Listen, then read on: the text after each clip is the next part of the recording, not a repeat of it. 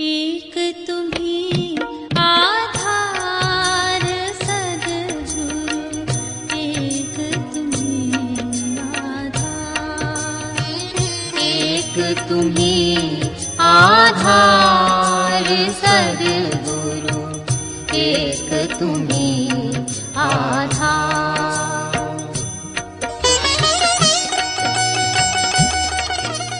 भारतीय संस्कृति के 4 अध्याय गायत्री, गंगा, गीता और गाय।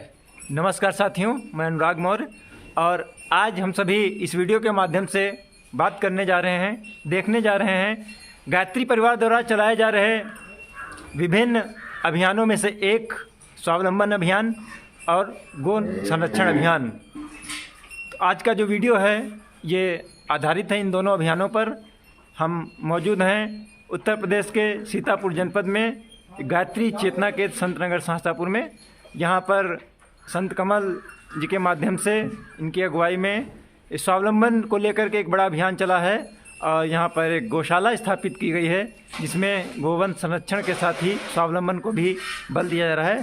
तो आइए बात करते हैं। हमारे बीच में संत कमल जी मौजूद हैं और इनसे जानेंगे कैसी ये गौशाला है और यहाँ के गोवंश को भी देखेंगे, यहाँ की गतिविधियों के बारे में भी जानकारी प्राप्त करेंगे। संत जी हमें बताएं, ये जो आपने स्वावलंबन अभियान के अंतर्गत ये गौशाला इस क्षेत्र में स्थापित की है, इस परिसर में गायत्री चेतना केंद्र का पावन परिसर है, तो कब से मन में ये विचार आया और किस प्रकार से इस आपके विचार ने गौशाला के रूप में इसको साकार किया?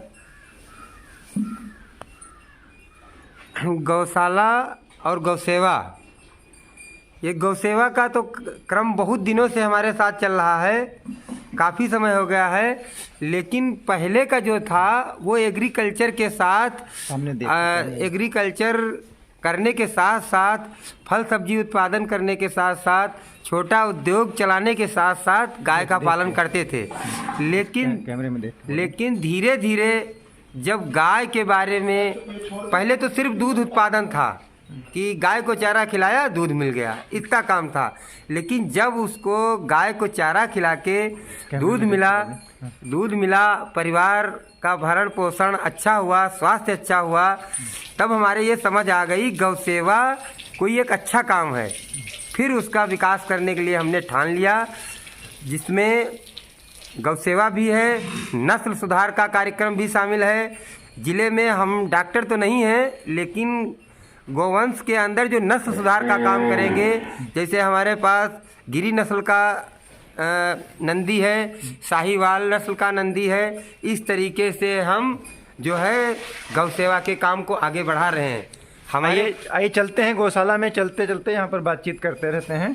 तो हाँ, बात चल रही थी, आप बता रहे थे, तो हमें बताएं कि कौन कौन सी, सबसे पहले तो आप बताएं कौन कौन सी प्रजातियां आपकी गौशाला में हैं यहाँ पर? हमारे पास साहीवाल नस्ल की गाय हैं, गिरी नस्ल की गाय हैं, गिरी नस्ल की 4 हैं और साहीवाल नस्ल 16 गायें हैं। 24 गायें रखने का हमारा पूरा लक्ष्य है प्राथमिक। पहले 24 गायें रहेंगी। ये तो गायत्री के 24 अक्षरों से भी कहीं मेल खा रहा है। हाँ, हमारे पास 24 नांदे हैं, उसमें 24 ही गायें स्टार्ट में रखने का हमारा लक्ष्य है। और 24 गायों का जब ढंग से संचालन कर लेंगे, उसके बाद में अगली 24 फिर बढ़ाएंगे। 24 अक्षर की क्या वजह है, 24 अंक की क्या वजह है? क्या गायत्री के 24 अक्षरों से प्रेरित है ये? हमारा सारा कार्य जो है गुरुदेव को समर्पित है, गुरुदेव माता जी को। इसलिए हमने अपनी गौशाला में 24 नांदे हैं, 24 गायें हैं और जिस परिसर में गौशाला बनी है इसमें 24 कुंडीय गायत्री महायज्ञ 3 वर्ष पहले हुआ था। जी हाँ, हमें याद आ रहा है, यहाँ पर बहुत ही एक अच्छा कार्यक्रम हुआ था। हाँ, उसी कार्यक्रम का आज यज्ञ का जो प्रभाव है वो बिल्कुल स्पष्ट दिख रहा है हमारे क्षेत्र के लोगों को। और हमने एक अपना गायत्री मंदिर के अंदर अखंड दीप प्रज्वलन का विचार बनाया था, वो साकार होने का समय आ गया है हमारे पास। अब गुरुदेव ने घी भी दे दिया है, दूध भी दे दिया है, मक्खन भी दे दिया है, तो वो अखंड ज्योति जलने का समय आ गया है, जिसके लिए अभी तो देखिए बहुत सारी यहाँ पर जो आध्यात्मिक पहलू भी इसके साथ में जुड़ रहे हैं। जैसे कि इस गौशाला का निर्माण ऐसी भूमि पर होना जहाँ पर 24 कुंडी गायत्री महायज्ञ संपन्न हो चुका है। और दूसरा, यहाँ पर जो अखंड ज्योति स्थापित करने का एक प्रावधान, एक मन में विचार चल रहा है। तो उस अखंड ज्योति में जो घी डाला जाएगा, तो उसके लिए सीधे गौशाला की ही व्यवस्था कर डाली कि घी कहाँ से आएगा। तो ये एक आध्यात्मिक पहलू भी इसमें शामिल है इस गौशाला में। तो इसके बारे में और क्या क्या आप जानकारी देना चाहेंगे हमारे दर्शकों को इस गौशाला में? सबसे बड़ी जानकारी ये है, इस गौशाला के माध्यम से जो गुरु जी की क्रांति है स्वावलंबन की जी, इस गौशाला के माध्यम से हम अनंत लोगों को स्वावलंबी बनाना चाह रहे हैं, जिसमें हम कई लोगों को शामिल कर चुके हैं जिनके नाम की गायें इसमें बंधी हुई हैं। उन लेबर स्टाफ को इसका अंश जा रहा है। काम खेतों में कर रहे हैं, लेकिन उस गाय का भी लाभ उनको मिल रहा है। एक लेबर 1 साल में गाय की कीमत एकत्र करके गाय को उसको खरीदवाते हैं और फिर उसका लाभांश देने की हमने पूरी योजना बनाई है। एक लेबर को 3 गुने पहुँचाने का प्रयोग हमारा सफल हो चुका है। एक लेबर की जो कास्ट होती है, जैसे मान लीजिए 9,000 रुपये महीने, तो उसको हम 27,000 रुपये महीने पहुंचाने में कामयाब हो चुके हैं। अच्छा। ऐसे जो सक्रिय कार्यकर्ता है, जो जिनके पास कोई धन की व्यवस्था नहीं है, अगर काम करना चाहते हैं तो गौशाला के माध्यम से बहुत आगे जा सकते हैं। ये हमारा सफल प्रयास है। गौशाला के माध्यम से सीतापुर नहीं, अब दधीच कुंड जो हमारा मिश्रिक में मशहूर है, वहाँ भी हमारा एक स्थल बन गया है, गौशाला बन रही है। और प्रस्तावित जमीन नैमिष के अंदर भी हमने एक बृहद स्तर की गौशाला बनाने के लिए खरीदा है।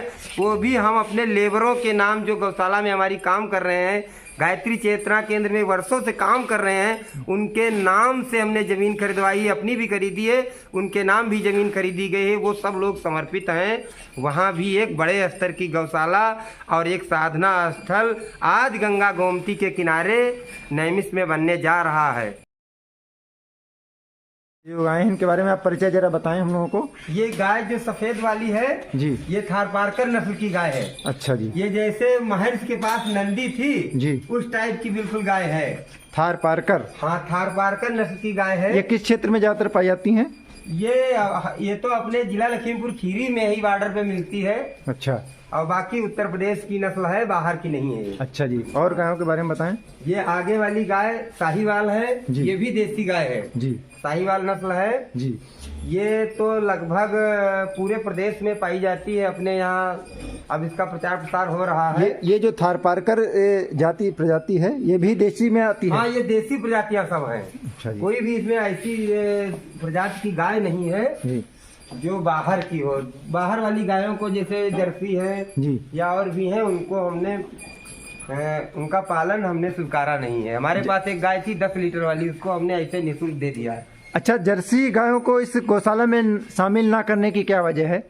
जर्सी कोई गाय नहीं है, वो तो एक दूध देने की मशीन है जी। ना उसमें फैट है ना कोई क्वालिटी है जी। जर्सी का दूध, ये विशेष जानकारी है, जर्सी का दूध न हमारे कोई गौपालक पालें न किसी को दें जी। वो दूध व्यक्ति के लिए बहुत हानिकारक है, उसको तो खाना ही नहीं चाहिए। लेकिन मजबूरी इस बात की है, लोग मार्केट से खरीदते हैं, पैकेट में खरीदते हैं, कौन सा दूध कहाँ से आ गया, उनको तो सिर्फ दूध चाहिए। लेकिन दूध जो देसी गाय का है सबसे अच्छा वही है भैया।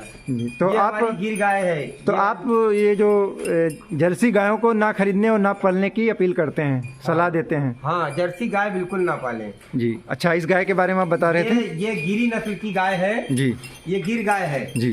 इसका दूध भी बहुत अच्छा क्या? है। इसके दूध में जो है स्वर्ण के कण पाए जाते हैं। अच्छा जी। इसका दूध बिल्कुल औषधि है। आप मान लीजिए गिर गाय, गिर गाय का दूध औषधि है। अच्छा, क्या पहचान रहती है गिर गायों की? आप जो बताते हैं कि गिर गाय की पहचान ये, इसके सींग तो खैर नहीं है, लेकिन गिर गाय के सींग मोटे, माथा उठा हुआ, कान लंबे। अच्छा जी, लंबे कान। हाँ, जैसा कि लंबे आप कान देख रहे हैं गिर गाय की पहचान है। ये देखिए लंबे कान हैं। और ये पड़ोस में ये साहीवाल है, ये देखिए पड़ोस में साहीवाल है, इसके कान देखिए उतने लंबे नहीं। और ये गिर गाय है, ये दोनों गिर गाय हैं। उठा हुआ माथा और लंबे कान, ये गाय की मुख्य पहचान है। ये मुख्य पहचान आपने बताई गिर गाय की। और आगे कौन सी प्रजातियां हैं? ये भी साहीवाल है। अच्छा जी। ये जो गाय है देसी से साहीवाल है। देसी से साहीवाल? हाँ, देसी में जैसे साहीवाल क्रॉस करा के ये देसी गाय से साहीवाल है। अच्छा जी, ये देखिए देसी गाय से क्रॉस करा के साहीवाल नस्ली बनाई गई है।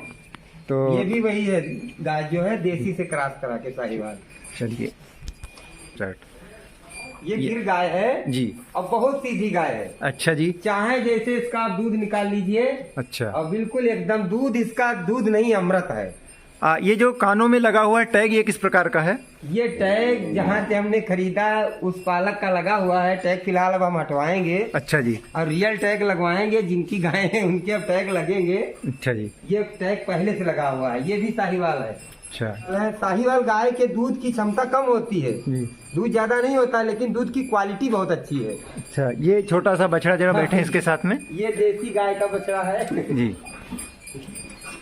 बैठ जाए जरा, इसके साथ में एक फोटो भी आपका हो जाए। बड़ी अच्छी प्रजाति का ये बछड़ा लग रहा है। देसी गाय का है बछड़ा है। अच्छा, बछिया है। अच्छा बछिया है। हाँ। बहुत अच्छा उत्पादन माना जा रहा है कि 1 कुंटल से अधिक शुरुआती दौर है अभी। जैसा आपको बताते कि अभी इस गौशाला का औपचारिक शुभारंभ अभी नहीं हुआ है। ये गायत्री चेतना केंद्र संत नगर शाहसापुर का ये वार्षिकोत्सव होता है। 25 प्रकार का कार्यक्रम होना है 25 तारीख को। 25 तारीख को जो है स्थापना दिवस गायत्री चेतना केंद्र का है। उसी 25 तारीख को ही ये गौशाला का उद्घाटन, नामकरण संस्कार कराना है। गायों का नामकरण। गायों का नामकरण। गायों का नामकरण उसी 24 मंत्र, हमारे गायत्री मंत्र के जो 24 अक्षर हैं उसी के हिसाब से 24 गायें हैं, वही 24 नामकरण इनके कराना है। अब कौन गाय का क्या नाम आता है, 2 गायों का तो नाम हमने निर्धारित कर दिया है। अच्छा। एक काली वाली गाय का कालिंद्री। अच्छा। और दूसरी उसका नंदिनी श्वेत वाली गाय का। अच्छा, ये 2 गायें हैं, इनका नाम भी हमने निर्धारित कर दिया है, इसका नंदिनी और इसका कालिंद्री। अच्छा, काली गाय पूरे रूप से काली है क्या? हाँ, ये काली गाय पूरी है। कई बार सुनने में आता है कि काली गाय की दूध की आवश्यकता होती है औषधि हाँ, प्रयोजन में। हाँ, तो, इसीलिए इस गाय को लाए हैं हम। तो ये काली गाय भी आपको दिखाते चलें। यहाँ पर एक विशेष काली गिर गाय है ये। एक काली गिर गाय, वो भी गिर गाय है। हाँ, एक तो काली ऊपर से गिर, जिसको कि कह सकते हैं हम लोग, एक तो करेला ऊपर से नीम चढ़े। तो दोनों पे इसमें खूबियां पाई जा रही हैं। दूध कैसे इसको बेचते हैं और किस प्रकार का क्या रेट रखा गया है, इसके बारे में बताएं। क्योंकि दूध तो एक गौसेवा के लिए धन हम लेते हैं। बेचना तो हमारा न गाय बेचना उद्देश्य है, न दूध बेचना। बस ये गौसेवा संचालन के लिए जो कीमत हम लेते हैं वो ऑन काउंटर हमारा है 50 रुपए प्रति लीटर। जो यहाँ से लेने आवे, चाहे वो 50 ग्राम दूध ले और चाहे वो 50 लीटर ले, ऑन काउंटर रेट हमारा है 50 रुपए प्रति लीटर। और दूध हमारा होम डिलीवरी लाल बाग से इधर जितना रहता है उसका रेट है 60 रुपए। अच्छा जी। और लाल बाग से आगे जितना दूध जाता है, आवास विकास और नयपारापुर साइड, उसका रेट है 70 रुपए प्रति लीटर। अच्छा, वो तो जितना समय लगता है पहुँचाने में उसके हिसाब से रेट है। बाकी कहने का दूध का मतलब रेट 50 रुपए है। कहने का मतलब आपके जो यहाँ पर दूध उपलब्ध है वो 50 रुपये प्रति लीटर गाय का शुद्ध दूध यहाँ पर उपलब्ध है। और बाकी जो चार्जेस हैं अपने वो बाहर डिलीवरी चार्जेस। हाँ, डिलीवरी चार्जेस हैं। बात जानना चाहेंगे कि गौ पालन, गौ सेवा और गौ व्यवसाय, इसको किस रूप में देखा जाए और किस रूप में ना देखा जाए। क्योंकि कई लोग इसको गाय के व्यवसाय के रूप में भी देखेंगे और गौ सेवा का भी इसको नाम दिया जा रहा है। तो दोनों के बीच में क्या फर्क है, जरा अपने विचारों में बताने की कृपा करें। इसके लिए तो किसी को कुछ बताने से काम नहीं चलेगा। ये तो सिर्फ और सिर्फ जब गौ सेवा आप करोगे तभी आप जान पाओगे क्या गौ सेवा व्यवसाय है, क्या गौ सेवा है, क्या नहीं है। ये तो जब रियल आप करोगे तभी जान पाओगे। बताने से इसको कोई समझ नहीं पाता। पहले हम भी नहीं जानते थे। आज जब हम गायों को अच्छा भोजन खिलाते हैं तो गायें हमको हर 12 घंटे बाद बुला के आवाज़ देती हैं कि हमसे रत्न ले जाओ। गायें बुलाती हैं। जैसे 8 घंटे इनकी सेवा की गई, 8 घंटे बाद ये खुद ही आवाज़ देने लगती है। अगर तुम निकालना ना चाहो इनके पास से रत्न तो ये तुमको जास्ती बुला के निकलवाएंगी। रत्न अर्थात दूध। अर्थात दूध क्या, इसको दूध हम लोग कहते हैं। ये अमृत है भैया। हमने प्रयोग किया है 4-5 लोगों पे। 15 दिन के अंदर जिनको हमने गौशाला में रख के दूध पिलाया, बिना औषध के सब टहल रहे आराम से। और लोगों को जो दूध देने की प्रक्रिया हमारी है, हम ऐसे लोगों को दूध देते हैं जैसे दूध आप हमारी गौशाला से लेना चाह रहे हैं तो जिस गाय का चाहें परमानेंट आपको दूध उसी गाय का मिलेगा। अच्छा, ये नहीं आपको पूरी ड्रम में डाला दूध नाप के दे दिया। आप जैसे काली गाय का दूध चाहते हैं तो जितने लोग चाहते हैं उसको काली गाय का दूध निकाला गया, उनके डिब्बे में डाल दिया गया। जैसे आप पीली गाय का चाहते हैं तो पीली गाय का मिल गया। जिस गाय पे आपने हाथ रख दिया तब तक उसी गाय का दूध मिलेगा, जब तक उस गाय के नीचे से दूध निकलेगा। जब निकलना बंद होगा तब तुमको दूसरी गाय का दिया जाएगा दूध, और उसके बाद पुनः 5-6 महीने के बाद वही गाय फिर दूध देना शुरू कर देगी। और विशेष बात यह है, गौसेवा में जो इनको दाना खिला रहे हैं, पशु आहार खिला रहे हैं, वो किसी कंपनी का नहीं है। अच्छा जी। वो अपने खेतों से कलेक्ट करके, जैसे चारा, भूसा, बरसीम, और मिलों से सिर्फ हम चोकर खरीदते हैं। गौशाला के दूसरे कंपार्टमेंट में हम लोग पहुंचे हैं। ये देखिए एक बड़ा सा हॉल यहाँ पर बना हुआ है, और ये कितने एरिया का होगा लगभग हॉल? ये 1600 स्क्वायर फीट। 1600 स्क्वायर फीट में दूसरा हॉल बना हुआ है। यहाँ पर पीछे जो इंतजाम लगे हुए हैं, ये देखिए चक्की लगी हुई है। और क्या यहाँ पे व्यवस्था करते हैं गाय के लिए? पशु आहार यहाँ बनाते हैं आप? ये हमारी 24 इंची चक्की है जी। इसमें हम खड़ा अनाज लाते हैं जी। जैसे गेहूं है, धान है, धान की भूसी हटा के, या चावल है जी। दाल है, मटर है, मक्का है, ये सब खड़े अनाज इसमें पिसाई करते हैं। ये देखिए खड़े अनाज यहाँ पर लगे हुए हैं। ये बोरियां हमारी खड़े अनाज की लगी हुई हैं जी। इसमें नीचे गेहूं लगा हुआ है, ऊपर इसमें चावल लगा हुआ है। ये चावल मंडी से खरीदते हैं और फिर इसको पीसते हैं इस मशीन में। ये इस मशीन में इसमें पीसते हैं इस मशीन में, और मिल से गेहूं का चोकर, चने का चोकर, मसूर का चोकर, अरहर का चोकर, इस तरीके के चोकर खरीद करके, जो दालों के छिलके, गेहूं का छिलका, वो छिलका खरीद करके पिसाई करके फिर पूरा एक में मिश्रण बना के गायों को खिलाते हैं। ये पशु आहार गाय को खिलाते हैं, किसी कंपनी का कोई भी पशु आहार नहीं है, जिससे दूध की क्वालिटी एकदम फिट आती है। तो ये मिश्रण आपकी चक्की में यहाँ पीसा हुआ और चोकर मिला करके बना हुआ? हाँ, पीसा हुआ और चोकर मिला के बनाया हुआ है जी। और इसमें कुछ गुड़ वगैरह की बात हम लोग देखते हैं। हाँ, पशु आहार में रहती है। गुड़ भी खिलाते हैं, गुड़ हमारे पास है, गुड़ और नमक जी। गुड़ और नमक और हल्दी और तेल। तो ये भी देखिए पैकेट रखे हैं, बराबर नमक कंज्यूम हो रहा है। ये नमक के पैकेट हैं। ये नमक है। गुड़ देखिए रखी है, ये गुड़ है। ये देखिए गुड़ भी इसमें मिलाया जाता है पशु आहार में। तो इन सबको मिला करके यहाँ पर एक पौष्टिक आहार, पशु आहार यहाँ पर तैयार किया जाता है गोवंश के लिए। तो एक और ग्रेडियंट इसमें रह रहा है, जिसको हम लोग खली कहते हैं सरसों की।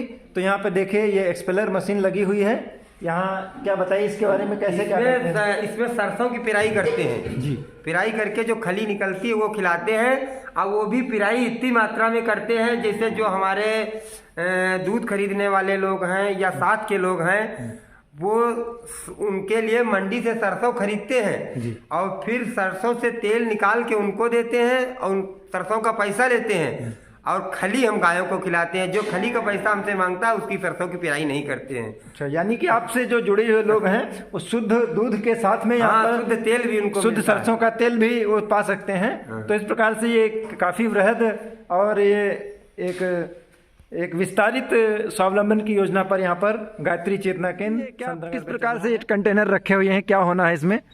ये दूध सप्लाई की व्यवस्था है जी। ये दूध पहुंचाने का तरीका है, जैसे जो व्यक्ति दूध जिस गाय का लेता है जी, उसी का दूध निकाल करके इसमें डिब्बे में भरा गया है जी। और वो दूध सीधे उसके घर तक पहुंचाया जाएगा। अच्छा। हाँ, अलग अलग गायें हैं, जिस गाय का लोग दूध पसंद करते हैं उसी गाय का दूध उन डिब्बों में भरा जाता है। अच्छा, ये नहीं है सारा दूध एक केन में निकाला फिर डिब्बों में भर दिया। तो यहाँ पर देखिए, यहाँ ये भी व्यवस्था है कि आप गाय का भी ऑप्शन आपके पास में है कि कौन सी गाय का आप दूध लेना चाहते हैं, और उसी गाय को लगाने के बाद में उसका दूध यहाँ पे इनमें सब में रख दिया जाता है और लोग आकर के यहाँ पर अपने समय से ले जाते हैं। तो इसी बीच हमारे वहाँ ये एक फौजी भाई यहाँ पर पहुँचे हैं दूध लेने के लिए। सर, कब से ले रहे हैं आप यहाँ पे दूध? मुझे 2 महीना हो गया। 2 महीने आप ये गाय का दूध लेते हो, क्या अनुभव है आपका? दूध यहाँ का काफ़ी अच्छा है और पौष्टिक है दूध। पौष्टिक दूध है जी। अच्छा, तो देखिए लंबे समय से यहाँ पर ले रहे हैं। और पहले लेते थे भैंस का दूध। अच्छा जी, देखिए क्या कह रहे हैं। पहले भैंस का दूध लेते थे, भैंस का छोड़ के अभी गाय का लेने लगे। क्या वजह है इसके पीछे? क्योंकि भैंस के बराबर इसकी क्वालिटी, भैंस के बराबर जो इसका कह सकते हैं फैट इसमें जी, और अन्य चीजें भैंस के बराबर हैं। नई प्रजातियों का, ये गिर प्रजाति और इन प्रजातियों का दूध है इसके अंदर जो फैट है और इसकी गुणवत्ता है वो भैंस को भी टक्कर दे रही है। तो देखिए लोग रिप्लेसमेंट कर रहे हैं भैंस के दूध को छोड़ करके देसी गाय का दूध। गाय किस रेंज में उपलब्ध है, कहाँ से, इसके बारे में जानकारी दें कुछ। गाय खरीदने के लिए तो सबसे अच्छा स्थान अयोध्या में है, एक बाजार जुबेरगंज जी। अयोध्या जहाँ अपना राम मंदिर बना है, पहले यहाँ से जाओ, सरयू माता में स्नान करो, भगवान के दर्शन करो, वहीं से गाय खरीद के लाओ। हाँ, आप मान के चलिए 40,000 से लेके 70-80 हजार तक की गाय खरीद सकते हैं। जिस रेंज की आप लेना चाहें वैसी गाय खरीद सकते हैं। जैसे हमारी ये गाय आप देख रहे हैं, इसकी बच्चिया गिरी है। अच्छा, गिरी गाय जिसकी बच्चिया होगी वो गाय आपको मान के चलिए कम से कम 70 से 75 हजार की मिलेगी। ये है गिरी बच्चिया है और गिरी गाय भी गायें हैं, उनकी कास्ट भी अच्छी खासी है। तो कैसे मैनेज किया गया कि 24 गायें आई हैं और एक भारी संख्या में इनकी कीमत है, तो कैसे व्यवस्था की, सब सारी गायों की व्यवस्था किस प्रकार से हुई, फंडिंग वगैरह का कैसे क्या हुआ, इसके बारे में भी कुछ बताना चाहेंगे क्या आप? अरे इसका रहस्य लोग समझ कहाँ पाएंगे, हम बताएंगे लेकिन इसको मानेंगे कहाँ। अच्छा, इसमें तो जो महान लेबर भी है, बहुत गए गुजरे लेबर जिनकी आय बहुत कम है, उन लोगों ने एक गाय की कीमत हमको दान में दिया है। अच्छा, और जो हमारे लेबर थोड़ा सक्सेसफुल हो गए हैं, वो 2-2, 3-3 गायें उनके नाम की खरीदी गई हैं। अच्छा, ये गाय कोई हमारी संपत्ति नहीं है, इसमें कई लेबर हैं, कई किसान हैं, सबके मिल के सब गौशाला बनी है। तो ये सामूहिक योगदान से कार्यक्रम? हाँ, सामूहिक योगदान से गायें आई हैं। अच्छा, इस गौशाला में गाय लोग दान भी कर रहे हैं, ऐसा भी कुछ सुनने में आया है कि दान भी कर सकते हैं? हाँ, दान की भी गायें हैं। तो किन गायों का दान आप लोग स्वीकार करते हैं? दान तो हम सिर्फ साहिवाल और गिरी और थारपारकर, इन गायों के अलावा कोई चाहे लाख रुपया दान करना चाहे, उस गाय को हम अस्वीकार करते हैं, क्योंकि हमारा एक मुख्य कार्य है नस्ल सुधार। जब तक गाय की नस्ल सुधार नहीं होगी तब तक लोग गाय को नहीं स्वीकारेंगे। इसलिए कोई दान भी करता है, उसमें भी अगर वो गाय देना चाह रहा है तो गाय की वो कीमत हमको दे, गाय हम खुद ही लाएंगे। ये नहीं तुम कोई भी गाय पकड़ के यहाँ ले आओ दान में ले ले, हम नहीं। का कहना है कि गौ सेवा जैसी अगर बात है तो जो आवारा गायें हैं उनकी सेवा अगर की जाए तब तो कोई गौ सेवा मानी जा सकती है, और ये अच्छी नस्ल की गायों को पाल करके उनका दूध बेचना, ये तो कोई गौ सेवा नहीं है, ये तो एक व्यवसाय है। इस पर क्या कहेंगे आप? नहीं, तो ये अच्छी नस्ल की गायों को पाल करके जो धन अर्जन हो रहा है उसको आवारा पशुओं पे खर्च किया जा रहा है। अच्छा जी, जैसे यहाँ से जो अर्जन हो रहा है, जैसे हमारी एक नंदीशाला है, एक गौशाला हुसैनगंज में है। नंदीशाला भी है? कहाँ पे है? नंदीशाला है वो नवीन चौक पे है नंदीशाला। उसमें क्या होता है? उसमें सब नंदी हैं, उसमें कोई गाय है ही नहीं। नंदी का जिनको हम लोग कह सकते हैं कि सांड, आवारा सांड। हाँ, उसमें सब हैं। तो उसमें कितनी संख्या में होंगे? लगभग होंगे 50 से 60। अच्छा, 50 से 60 उसमें हैं गोवंश जी। तो हम लोगों की जो आय बढ़ती है तो उसमें सेवाएं देते हैं। अच्छा, उस नंदी को कहाँ से खिलाएंगे अगर अच्छी नस्ल की गाय हम नहीं रखेंगे? कहीं और भी बताने जा रहे थे आप? और एक हमारा पशुओं की गौशाला हमारी मिश्रिक में अर्ध निर्मित है, निर्माणाधीन है, काम चल रहा है। वहाँ सब निराश्रित गौवंश रहेंगे। अच्छा, हाँ, उसमें सब टोटल निराश्रित गौवंश रहेंगे। उसमें कोई ऐसी गाय नस्ल वाली नहीं होगी जिससे लोग कहें व्यवसायीकरण है। तो ये चरण दर चरण काम चल रहा है और बाकायदा स्ट्रेटजी है पूरी कि ये जो गौशाला है यहाँ पर, इस गौशाला का नाम भी श्री राम भजन गौशाला नाम इसको दिया गया है। राम भजन गौशाला नाम दिया गया है, कुछ विशेष कारण?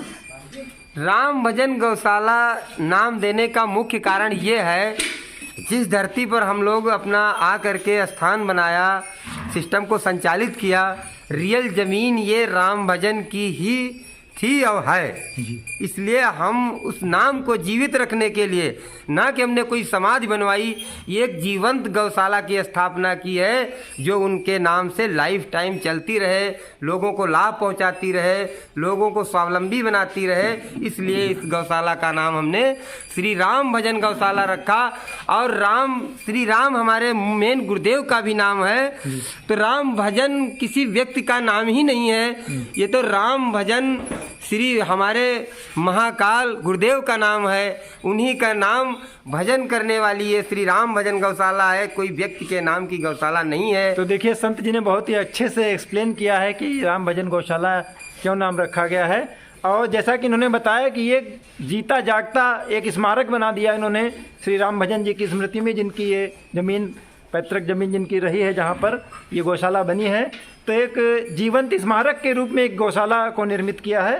तो ये भी एक बड़ा अच्छा कदम है कि एक ऐसा स्मारक जहाँ पर एक जीवंत गतिविधियाँ चल रही हैं, अभियान चल रहे हैं, तो हम लोग भी इससे प्रेरित हों और इसमें इसी प्रकार के कदम उठा सकते हैं हम लोग।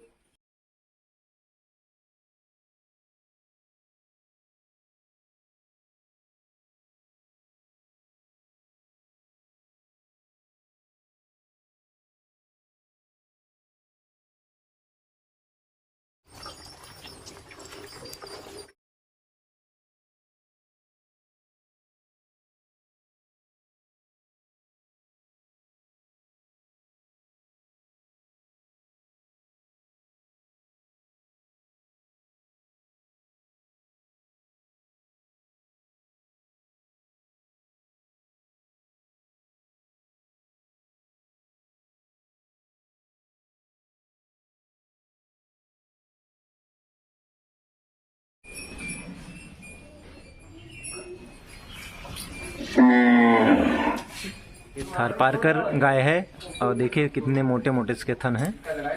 अब यहाँ से दूध निकालने का काम होगा।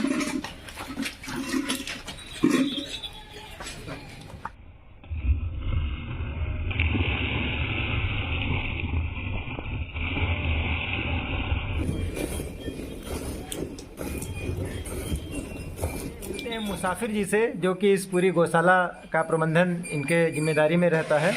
स्वागत है आपका इस वीडियो में। कितने वर्षों का अनुभव है आपको ये दुग्ध व्यवसाय से आप जुड़े हुए हैं? कब से इस व्यवसाय में जुड़े हुए हैं? 10 साल की उम्र से। मतलब जब आप 10 साल के हाँ थे तब से। तो मतलब ये बचपन से या कह सकते हैं, बचपन ही से बस कह सकते हैं पुश्तैनी आपका पुश्तैनी पैतृक व्यवसाय है। तो ये जुड़े हैं इस अभियान में। तो कैसे इतनी गायों का प्रबंधन कैसे करते हैं बताएं? हम विद फैमिली यहाँ रुकते हैं जी। 3 बच्चे हैं, हम हैं और सब लोग मिल के कर लेते हैं। अच्छा, कुछ दिनचर्या बताइए, दिन भर में कैसे क्या होता है, किस समय उठना होता है और किस समय कितनी बार गायों को चारा खिलाते हैं, सफाई वगैरह कब होती है? पूरा शॉर्ट में हमको बता दीजिए, सुबह से कैसा क्या? लगभग 3:40 पे उठते हैं, 4 बजे गाय का काम शुरू हो जाता है। जी। क्या क्या होता है उसमें? पानी डालते हैं, चारा डालते हैं, दाना डालते हैं, सानते हैं, इसको कायदे से उसको विध से खिलाते हैं, जैसे गाय को अच्छी तरीके खिलाया जाए। जी। जैसे काफ़ी कीमत की गाय हैं और गौसेवा है, तो उसी हिसाब से इनको खिलाते हैं। अब देखिए आप, पेट भर सब गाय खाए हुई हैं जी। और इनका जो अंश भाग है वो संत जी उस जो आवारा जानवर है उसमें प्रभावित कर देते हैं, कुछ लेते नहीं हैं। कहते हैं जो बचे और वो उसमें कितनी बार खिलाना पड़ता है गायों को? 2 बार। 2 बार। हाँ। और पानी वगैरह? पानी दोपहर में दिखाया जाता है, पानी में तो खाती ही है। अच्छा। और पानी दोपहर में दिखाया जाता है, नहलाया जाता है जब धूप होती है खूब कायदे से। डेली नहलाते हैं? हाँ, डेली नहलाया जाता है। अभी तो सर्दियों का सीजन चल रहा है। नहीं तो जिस दिन धूप बहुत ज़्यादा नहीं निकली उस दिन नहीं होगी। अच्छा। पहली बात ऐसी बात होती यहाँ होती नहीं थी कि यहाँ स्थान गायत्री मंदिर का है। अच्छा जी, उसका भी कुछ प्रभाव है यहाँ पर? उसका प्रभाव नहीं तो हम हैं कैसे यहाँ? अगर उसका प्रभाव नहीं तो हम हैं कैसे? इस गौशाला में स्वच्छता हाइजीनिंग के संदर्भ में क्या व्यवस्थाएं हैं? यहाँ एक तो इसका जो गौशाला का है फ्लोर एकदम फिट है जी। कोई गंदगी होती नहीं है। और वैसे 24 घंटे दिन में तो मान के चलिए एक आदमी हमारा गोबर हटाने पर रहता है जी। जो गौसेवक लोग हैं ना, किसी गाय के नीचे गोबर करती, गाय तुरंत गोबर हटाते हैं। अच्छा जी। और 2 बार फर्श की धुलाई होती है। एक तो जैसे अभी गायें हटेंगी यहाँ से जी। फर्श की धुलाई होगी, शाम को दूध निकालने के बाद सफाई होती है, धुलाई होती है, और सुबह दूध निकालने के बाद फर्श की धुलाई और सफाई होती है। गोबर को हम दूध से ज्यादा कीमती मानते हैं। अच्छा जी। लोग गोबर और गोमूत्र की कीमतें नहीं जानते हैं, इसलिए गोबर को हम सबसे पहले सुरक्षित करते हैं। अच्छा, किस प्रकार से, क्या सुरक्षित करते हैं उसको? गोबर यहाँ से हटा के हमारा बाहर वर्मी कंपोस्ट प्लांट छोटा सा बना हुआ है, उसमें व्यवस्थित करते हैं। जहाँ केचुआ पालन हो रहा है। केचुआ पालन भी हो रहा है क्या यहाँ पे? केचुआ पालन हो रहा है, उसमें गोबर की क्वालिटी कई गुना ज्यादा हो जाती है। केचुआ पालन मतलब कि खाद के संदर्भ में? हाँ, वर्मी कंपोस्ट जो खाद के लिए गोबर का प्रयोग हो रहा है। अभी कोई और क्या ये उपलब्ध भी है यहाँ पर लोगों के लिए? लोगों के लिए तो नहीं उपलब्ध है, क्योंकि इतनी ज़्यादा मात्रा में हमको खुद ही चाहिए। थोड़ी मात्रा में गमलों में डालने के लिए लोगों को हम दे देते हैं गार्डन में, किचन गार्डन में उपयोग के लिए। बाकी गोवंश के द्वारा तैयार खाद की हमको खुद ही इतनी ज़्यादा आवश्यकता है, जो हम फल सब्जियों को ऑर्गेनिक बनाने में सहयोग कर रहे हैं। ऑर्गेनिक खेती का भी हमारा एक प्रोजेक्ट है जिसपे काम शुरू हो गया है। अभी हमने मटर ही केवल लगवाई है। मटर लगवाई है? हाँ, मटर लग गई है, जिसपे जो है उस पे काम शुरू हो गया है। तो गोबर की खाद जितनी ज़्यादा होगी उसकी तो हमको खुद ही आवश्यकता है, उसको बेचेंगे नहीं। तो इस प्रकार से आप कह सकते हैं कि जो कृषि से आप पहले से जुड़े हुए थे, उस कृषि में जो जैविक खाद का उपयोग है वो भी आप इसीलिए तो गौ सेवा हमारी बड़ी है। कुल मिलाकर कह सकते हैं कि आपका ही प्रोडक्शन है, रॉ मटेरियल भी आपका है। तो चारों ओर से स्वावलंबन को कहीं ना कहीं आप जो है कनेक्ट कर रहे हैं, एक दूसरे को कनेक्ट कर रहे हैं। ये जो है, इस बात को लोग समझते नहीं है। ये बात अगर लोगों के समझ में आ जाए, किसान के समझ में ये चीज आ जाए, तो कोई भी किसान गाय को खुला नहीं छोड़ेगा। क्योंकि गाय का वेस्टेज और धरती का वेस्टेज दोनों का इतना अच्छा तालमेल है। जैसे खेत का भूसा गाय जब खाती है तो अमूल्य रत्न दूध और घी देती है, और गाय का गोबर जब खेत में जाता है तो बहुमूल्य फसल जो बहुत कम कीमत में पैदा हो जाती है। इसलिए धरती माता और गौ माता का इतना अच्छा संबंध अगर हमारे किसान भाई समझ लें, गौपालक समझ लें, तो कोई भी गाय हमको लगता हमारा घूमती नहीं दिखाई पड़ेगी। तो संत जी ने बताया कि ये धरती और ये गाय म्यूचुअल एक दूसरे के सहयोगी हैं, एक दूसरे के पूरक हैं। तो ये बात भी यहाँ पे सीखने को मिलती है। जो नए हमारे भाई लोग हैं, जो अधिक पूंजी वाले लोग नहीं हैं, अगर गौपालन उद्योग करना चाहते हैं तो उनके लिए क्या सुझाव हैं आपके? क्या मार्गदर्शन है उनके लिए, किस प्रकार से वो कर सकते हैं? हमारा सुझाव तो जिनके अंदर सिर्फ गौपालन और गौ सेवा की इच्छा मात्र तक है, उनके लिए धन कोई भी उनके पास ना हो। बस ये उनके अंदर अंदर एक शक्ति होनी चाहिए कि हम गौपालन करेंगे, गौ सेवा करेंगे, वो लोग हमसे जुड़ सकते हैं। और अगर किसी के पास धन है, 1 गाय की कीमत है, 2 गाय की कीमत है, 4 गाय की कीमत है, तो वो व्यक्ति भी हमारे साथ जुड़ सकता है, हमारे साथ गौपालन कर सकता है और उसमें अपनी भागीदारी निभा सकता है। नहीं, स्वतंत्र रूप से जैसे यहाँ से अतिरिक्त कहीं कोई गोपालन करना चाहे किसी गांव में या कहीं दूर, उसके लिए विशेष व्यवस्था है जी। क्या है? उसके लिए अच्छी गायों को बाजार से खरीदवाना और उनको अच्छी सेट जानकारी देना और उनका तैयार दूध सही मात्रा में वापस लेना। मतलब दूध में कोई क्वालिटी में कमी ना करें। तो उनके दूध को अन्य जैसे बड़ी बड़ी कंपनियां खरीदती हैं, ज्ञान है और सिंगानिया हमारे यहाँ है, पराग है, इनसे उनके दूध को हम 1 रुपया लीटर अधिक कीमत पर तुरंत नगद में खरीद लेंगे। अच्छा। हाँ, ये उनके दूध को हम खरीद करके और सही लोगों तक पहुँचा देंगे। बस दूध की क्वालिटी बनाए रखें। उनको हम पशु आहार दे सकते हैं और उनको भूसा उपलब्ध करा सकते हैं, हरे चारे के लिए ज़मीन उपलब्ध करा सकते हैं। और हमारे जो टूल्स हैं, जो ज़मीन को जुताई खुदाई में, जैसे ट्रैक्टर है, कल्टीवेटर है, रोटावेटर है, ऐसी भी जो टूल्स हमारे पास उपलब्ध हैं, उन कमज़ोर लोगों को हम वो सारी चीज़ें बिना शुल्क के, बिना पैसे के, जैसे हमारा ट्रैक्टर चले तो उसमें केवल वो डीजल डाले, कई ट्रैक्टर हैं, जनरेटर है, वो सारी व्यवस्थाएं उनको हम आसानी से उपलब्ध करा सकते हैं। अगर ज़मीन ना हो तो उनको हम एग्रीकल्चर ज़मीन भी दिला सकते हैं। जैसे जो गौपालन करना चाहें तो ज़मीन सहित उनकी व्यवस्था करा सकते हैं, जिसमें चारा पैदा करें और अपना गौपालन का कार्य करें। कोई युवक भी आपसे जुड़ सकता है जिसके पास कोई रोजगार ना हो, ऐसे बेरोजगारों के लिए भी यहाँ पर कोई सुविधा है क्या? हाँ है। किस प्रकार से? अब जैसे हमारी गौशाला, छोटी गौशाला चल रही है, अगर वो कोई रोजगार से जुड़ना चाहें, जैसे गाय से कोई भी उत्पाद बनाना चाहें, जैसे गौमूत्र से अर्क निकालना है, गोमय साबुन बनाना है, धूप बत्ती बनाना है, अगरबत्ती बनाना है, या कोई कीटनाशक बनाना है, इस टाइप से जो कोई भी प्रोडक्ट बनाना चाहे तो वो हमसे तुरंत जुड़ सकता है।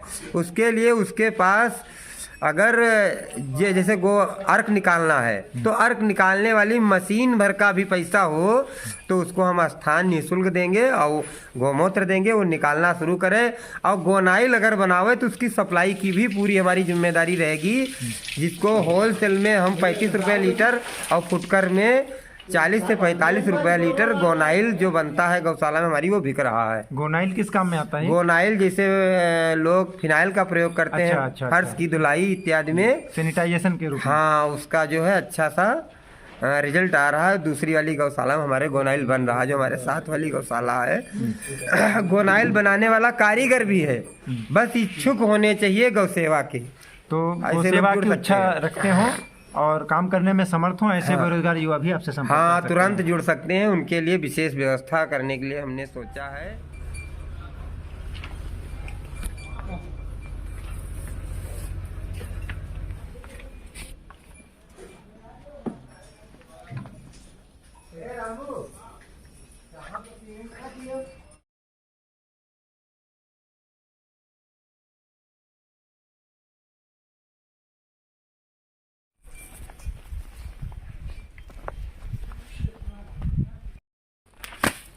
तो साथियों, ये वर्मी कंपोस्ट चैम्बर है जहाँ पर ये गोबर एकत्रित किया जाता है और यहाँ पर खाद बनाई जाती है।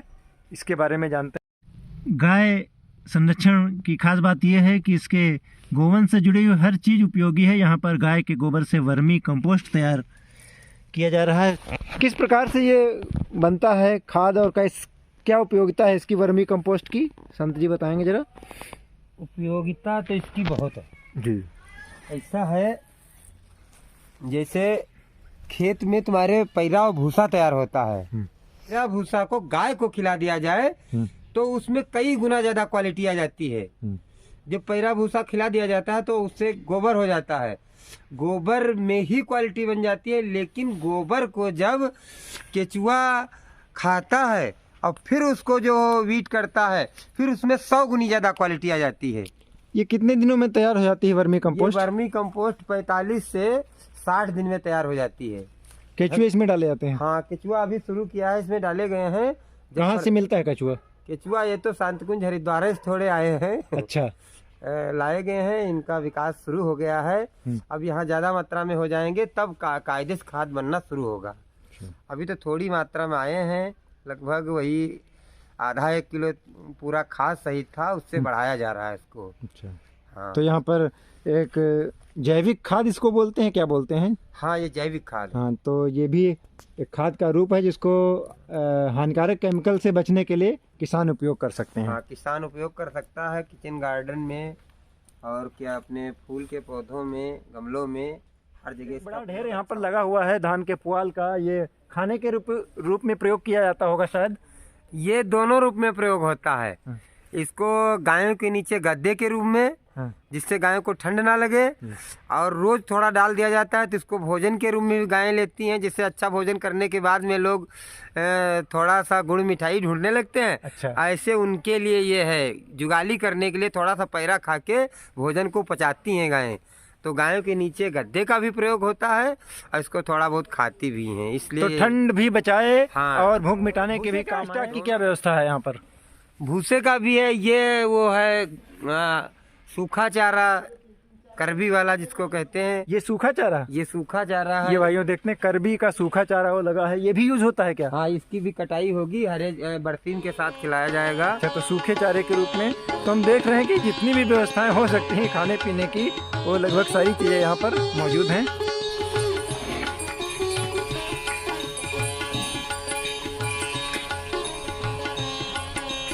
यहाँ पर गायों को अब 3 सेट से निकाल करके खुले में यहाँ को बांधा जा रहा है। इनको जिस सीक्वेंस में, जिस क्रम से ये गायें अंदर बंधी हुई थी, उसी क्रम से इनको बाहर निकाल करके उसी हिसाब से इनको बांधा जा रहा है, और ताकि बाहर की आबो हवा इनको मिले।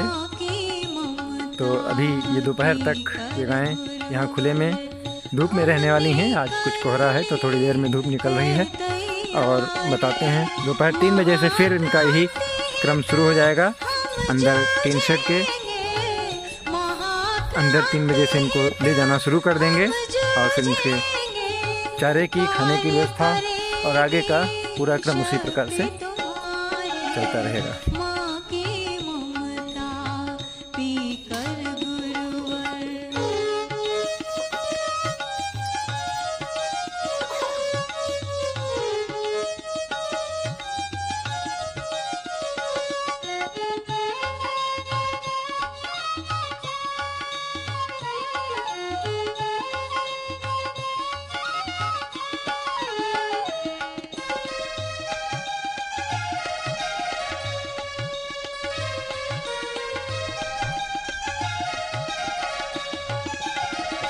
पुत्र तुम्हारे हैं इस नाते, प्यार अनुग्रह जी भर पाया।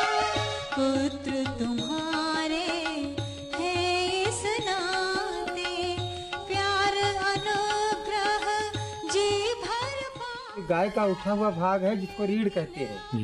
इसके अंदर सूर्य नाड़ी है।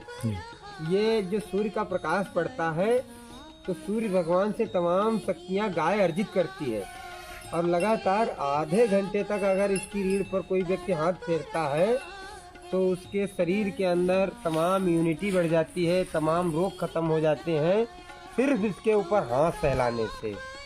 खिला रहे हो, कुछ ना खिलाओ पिलाओ, केवल बस गाय को सहलाओ आधा घंटे तक। आधा घंटे तक इस तरीके से अगर आप हाथ फेरते हैं तो तमाम आपकी बीमारियां बिना इलाज के खत्म हो जाती हैं। इस तरीके से ये है उठा हुआ भाग, इसी के अंदर सूर्य नाड़ी है गाय के अंदर। हमने कर ली है तैयारी, माँ की ममता पीकर गुरुवर।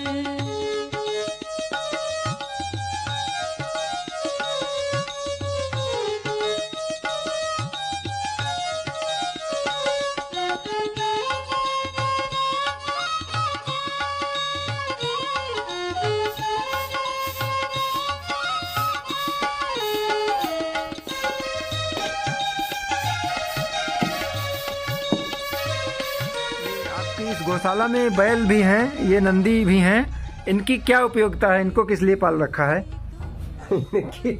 इनकी उपयोगिता तो कोई नहीं है जी पहले इनकी बहुत ज्यादा उपयोगिता थी जी क्योंकि जब हम 2003 में आए थे तब से ये बच्चे हमारे पास हैं। जी अब तो तमाम साधन हमारे पास हैं, ट्रैक्टर हैं, कई मशीनें हैं, जी तो अब इनका तो कोई यूज नहीं है। नस्ल सुधार में भी ये काम नहीं कर सकते, तो अब ये हमारे परिवार के सदस्य हैं, इसलिए इनको इनकी ये देखभाल सेवा करना हमारा कर्तव्य है।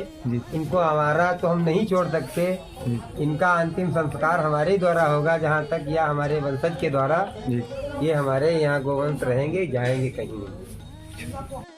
तो यहाँ पर ये देख सकते हैं जिन बैलों को लोग छोड़ दिया करते हैं उन आवारा के रूप में, यहाँ पर राम भजन गौशाला में इनकी भी व्यवस्था है यहाँ पर। और ये संत जी ने बताया है कि ये पैतृक जो गाय इन्होंने कभी खरीदी थी ये उनके वंशज हैं। आज इनकी उपयोगिता भले ही नहीं है, कृषि के रूप में नहीं है क्योंकि ट्रैक्टर्स आ गए हैं, और इनका उपयोग प्रजनन के रूप में किया नहीं जा सकता है क्योंकि ये प्रजनन के लिए उच्च गुणवत्ता के जो बैल नस्ल है उनका प्रयोग करते हैं। तो उपयोगिता की दृष्टि में इन बैलों का कोई उपयोग नहीं है, लेकिन ये चूँकि इनके परिवार के सदस्य हैं इसलिए इनको भी उसी प्रकार से इनकी सेवा की जाती है। इनको भोजन आहार दिया जाता है और रहने की व्यवस्था और सारी व्यवस्थाएं उनकी इसी प्रकार से की जाती है। कितनी संख्या में है आपके पास में इस प्रकार के? ये 5 हैं। 5 हैं। और क्या इनका इतिहास है? कब के आप इनको याद करते हैं कि कभी कोई गाय आपके यहाँ आई थी? तो कितना पुराना इतिहास है, जरा बताएं कुछ। ये लगभग 25 साल पुराना है। क्या घटना घटी थी तब? हमारे यहाँ जब ये जो एक लड़का है वो रोहित जी, इसका जन्म हुआ था तो हमारे पास दूध की व्यवस्था नहीं थी। कितने साल के हो गए हैं रोहित? अब रोहित की उम्र लगभग 22 साल हो गई है जी, 22-23 साल हो गया है जी। तब एक गाय जो है अनुराग के ही घर से इनकी माँ ने खरीदवाई थी, उसी के सब वंशज हैं, वही सब चला आ रहा है, इसलिए इनको हम भाई इनके दूध से पूरा परिवार हमारा पला है, बड़े हुए हैं, कामयाब हुए हैं, तो इसलिए इनकी हम सेवा कर रहे हैं। इनको हम कभी नहीं छोड़ेंगे। अब इनका हो सकता हमारे वंशज ही अंतिम संस्कार करेंगे। और जहाँ इनका अंतिम संस्कार होगा उस स्थान को हम चिन्हित करके एक पौधा भी लगाने का हमने संकल्प लिया है। जिस गाय का अंतिम संस्कार होगा अगले वर्ष उसी दिन वहाँ एक वृक्षारोपण का कार्य होगा। किस नंबर की पीढ़ी होगी जो पहली गाय लाए थे, तब से ये कौन सी पीढ़ी होगी लगभग? अभी तो आपके जो लड़के रोहित हैं उनके भी 2 बच्चे हो चुके हैं। हाँ, तब शामिल हमारे परपोता आई जी हैं। तो ये किस नंबर की पीढ़ी होगी लगभग? ये वाली ये जो पीढ़ी है परपोता वाली है। अच्छा। इनकी जो है दादी हम यहाँ लाए थे। अच्छा। सीतापुर में इनकी दादी को हम लाए थे। अच्छा, सीतापुर में? हाँ, सीतापुर में जी। इनकी जो है दादी यहाँ आई थी। अब वो तो गांव में थी। जो 850 रुपये गाय हमने खरीदा था उसका अंतिम संस्कार तो गाँव में हुआ है, यहाँ नहीं हो पाया, नहीं आ पाई। बाकी इनकी दादी यहीं अंतिम संस्कार हुआ है। और बाकी जितने भी गौवंश मरते हैं उनका हम बाकायदा अंतिम संस्कार कराते हैं। किसी को हम बाहर नहीं फेंकवाते हैं, न डलवाते हैं। बाहर चर्मकारों को नहीं देते हैं लाश, और उनको इधर उधर फेंक भी नहीं देते हैं, बल्कि विधिवत उनका अंतिम संस्कार उसको भूमिगत करके ये लोग करते हैं। तो इस प्रकार से ये एक भावनात्मक रूप से आप देख सकते हैं कि गोवंश संरक्षण का जो अभियान है जो आज इस मुकाम पर पहुंचा है, इसके पीछे ये गौ सेवा की एक भावना रही है, एक अपनत्व का एक भाव रहा है, जिसने इस बड़े मुकाम तक पहुंचाया है। 850 रुपये की एक गाय खरीदी थी अपने बच्चे के लिए, और उसी को एक अपने परिवार का अंग बनाया, और उसकी सेवा करते करते, उसको विकसित करते करते आज एक विशाल श्री राम भजन गौशाला के रूप में इसको विकसित किया गया है, यहाँ तक पहुँचे हैं। तो बहुत बहुत धन्यवाद, आज आपसे बात करके बहुत अच्छा लगा। और आप लोग भी कुछ प्रेरणा लें इस अभियान से। गोवंश संरक्षण के संदर्भ में जो भी दिक्कतें हैं, जो भी भ्रांतियां हैं और जो असुविधाएं हैं, उसके बारे में आप भी कोई सहायता प्राप्त करनी हो तो आप संपर्क कर सकते हैं। हमारे डिस्क्रिप्शन बॉक्स में संजय का नंबर भी होगा और आप इनसे जानकारी प्राप्त कर सकते हैं। जय माँ भगवती, जय माँ गायत्री, जय गौ माता।